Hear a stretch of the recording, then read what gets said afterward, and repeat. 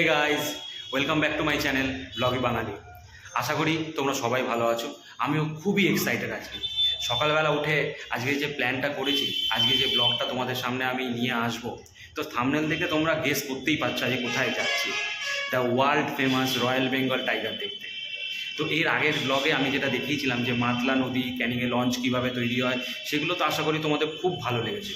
তো এই যে ব্লগটা আমি আনতে চলেছি আজকে, এবং সারা দিন আজকে আমি যা যা করবো, যা যা দেখবো, এবং যেটার জন্য যাচ্ছি সেই রয়্যাল বেঙ্গল টাইগারকে কতটা ভিডিওতে আমি তুলে ধরতে পারবো জানি না, আর চেষ্টা তো অবশ্যই করবো তোমাদেরকে একটা ভালো ব্লগ উপহার দেওয়ার জন্য। তো সঙ্গে থেকো, স্কিপ না করে পুরো ব্লগটা দেখো। ভালো লাগলে অবশ্যই শেয়ার করো, লাইক করো, কমেন্টস করো।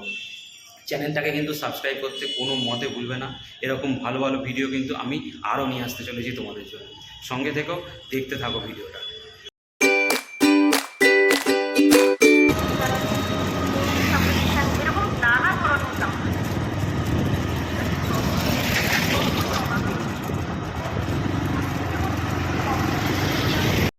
আমরা বেরিয়ে পড়লাম ঝড়খালির উদ্দেশ্যে।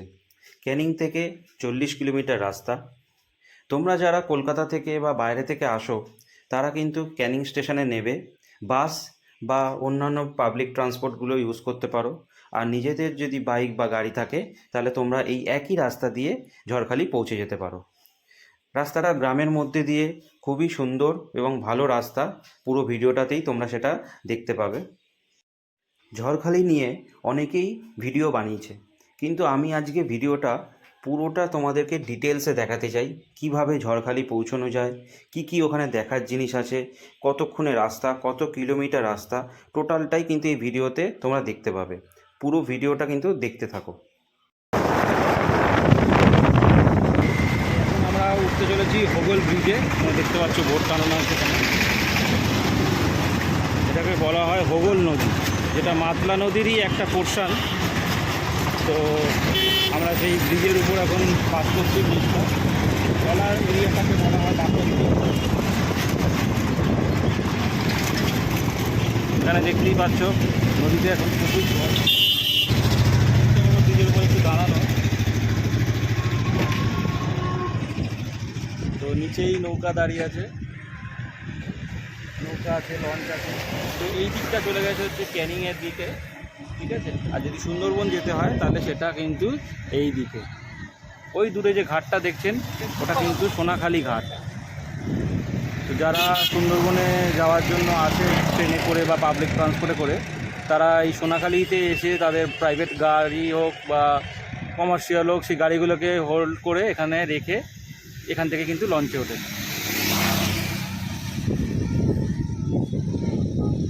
ওইটাই সোনাখালি কিন্তু ঘাট, এবং এখান থেকে সুন্দরবন যেতে কিন্তু অনেকটাই সময় লাগে। এবং যদি বলেন ক্যানিং থেকে সোনাখালির এই ডিস্টেন্সটা কিন্তু আসতে নদী পথে লঞ্চ কভার করতে সময় নেয় 2.5 থেকে 3 ঘন্টা। যদি স্ট্যান্ডার্ড একটা কিলোমিটার বেগে আসে, তবে কিন্তু তার 2.5 থেকে 3 ঘন্টা লাগে। দুই দিকেই কিন্তু সুন্দর গ্রাম। আর ওই পাশটায় হচ্ছে আপনার বাসন্তী, তলায় বাসন্তী বাজার। সোজা চলে গেছে কিন্তু ঝড়খালি। সামনেই দেখুন বোর্ড দেওয়া আছে Jharkhali eco tourism, Jharkhali jetty ঘাট। এখনও কিন্তু 36 কিলোমিটার বাকি। বাসন্তী ব্রিজ থেকে নেবেই প্রথমেই বাদিকে দেখতে পেলাম এই চার্চটা। এই চার্চটা কিন্তু অনেক পুরনো চার্চ। প্রতি বছর ক্রিসমাসের সময় প্রচুর ভিড় হয় এই চার্চের কাছে।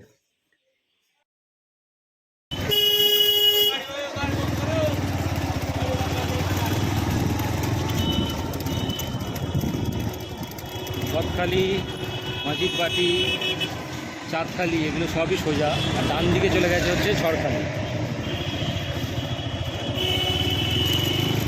তবে এই যে সামনে চৌমাথাটা দেখছো, এই চৌমাথাটাকে হচ্ছে বাসন্তী চৌমাথা বলে। এখান থেকে আমরা কিন্তু চলে যাব ডান দিকটা। যে বাঁ দিকে রাস্তাটা চলে গেছে, এটা কিন্তু বদখালির দিকে চলে গেছে। বদখালি, মাজিদবাড়ি, চাঁদখালি, সন্দেশখালি, এই দিকগুলো। সুন্দর মাদার টেরেসার মূর্তি একটা তোমরা দেখতে পাচ্ছ এখানে।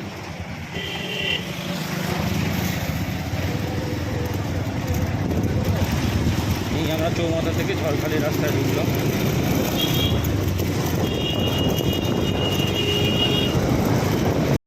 বাসন্তী চৌমাথা থেকে 20 মিনিট বাইক চালানোর পর আমাদের চোখে পড়ল সেই পুরনো মাইল ফলক, যাতে লেখা ঝড়খালি আর 10 কিলোমিটার। ওয়েদারটা খুবই সুন্দর ছিল, হালকা ঠান্ডাও পড়েছিল, আর তার সাথে সাথে রোদের ভালোই তেজ ছিল। তো সব মিলিয়ে মিশিয়ে আমরা কিন্তু বাইক চালানোটাকে খুব এনজয় করেছি আজকের দিনে। We have reached Jharkhali.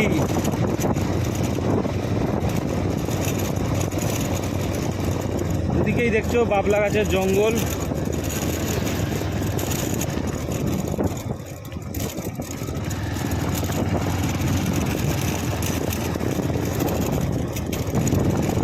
যে রাস্তা দিয়ে আমরা এলাম রাস্তাটা খুবই সুন্দর ছিল, কিন্তু ঝড়খালি এই যতটা নদীর কাছাকাছি যখনই আসছে রাস্তাটা খারাপ আছে। বাট ঠিক আছে, প্রচুর পরিমাণে ট্যুরিস্ট, প্রচুর পরিমাণে মানুষজন এখন যাতায়াত করে এদিকটায়, তো যার জন্য রাস্তাটা খারাপ হওয়াটা স্বাভাবিক।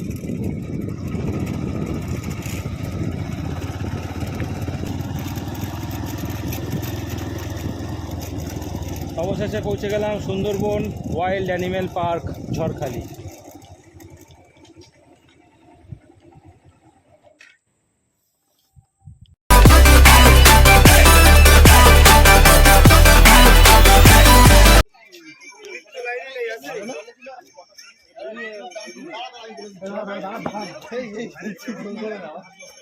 ছবি তুলতে গেলে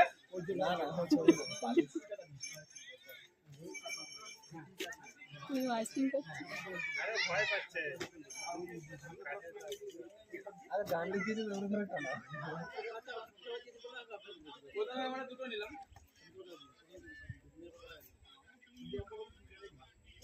হ্যাঁ, দুটো আমার টাকা দিয়ে দিচ্ছি।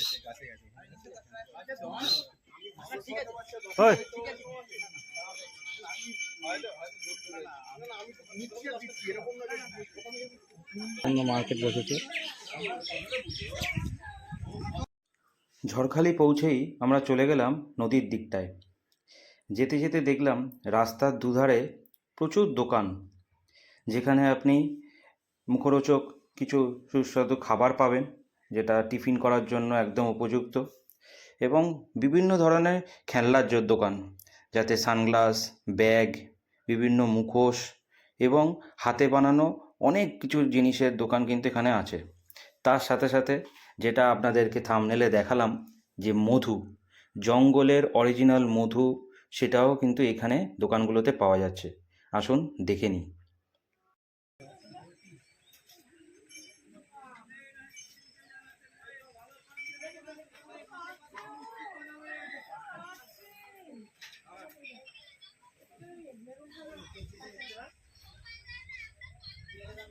পুরোনো ভেন্টেজ গাড়ি, পুরোপুরি কাঠের তৈরি।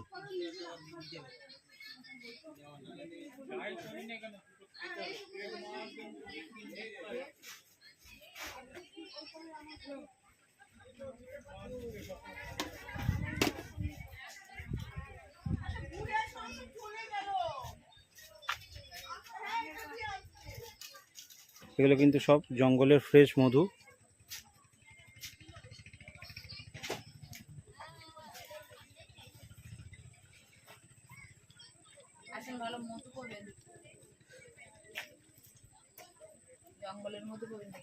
বিভিন্ন রকম কন্টেনারে করে কিন্তু মধু রাখা আছে।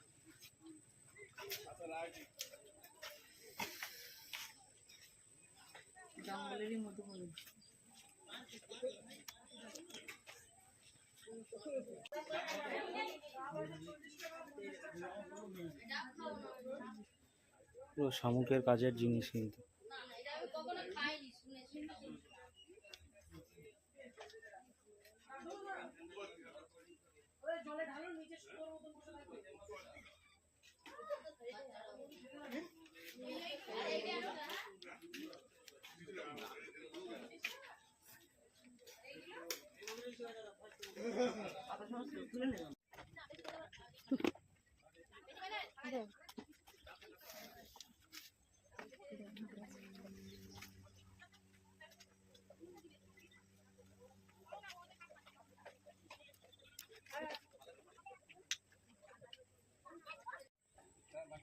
ঝড়খালি পৌঁছেই আমরা চলে গেলাম নদীর দিকে। নদীর পাশে এই ঘন ম্যানগ্রোভের জঙ্গল, আর তার সামনে বাঁশের তৈরি সাঁকো, যে সাঁকোটা চলে গেছে সোজা জেটি অবধি। এই জেটিতেই মানুষ নাবে লঞ্চ থেকে বা লঞ্চে ওঠে। চলো সেই জেটির দিকে একটু ঘুরে আসা যাক।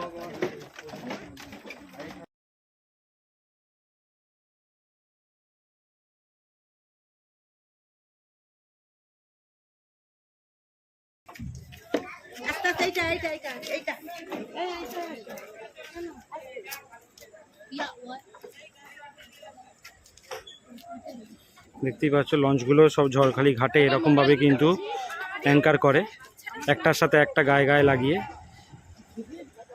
যাতে মানুষজন কিন্তু এগুলো সমস্ত ট্যুরিস্ট পার্টি যারা বিভিন্ন জায়গা থেকে ঘুরতে এসছে সুন্দরবনের উদ্দেশ্যে, তো তাদের আজকে ঝড়খালি হল্টে এসে ঝড়খালির কিছু সাইট সিন তারা নেবেন। আর একটা লঞ্চও দিক থেকে আসছে, তোমরা তো দেখতে পাচ্ছ হালকা করে। ওই লঞ্চটাও কিন্তু এই ঘাটেই অ্যাঙ্কার করবে। এই দিকটা চলে গেছে সোজা সুন্দরবনের দিক। নদীটা কিন্তু পুরো আঁকা বাঁকা পথেই এগিয়ে গেছে।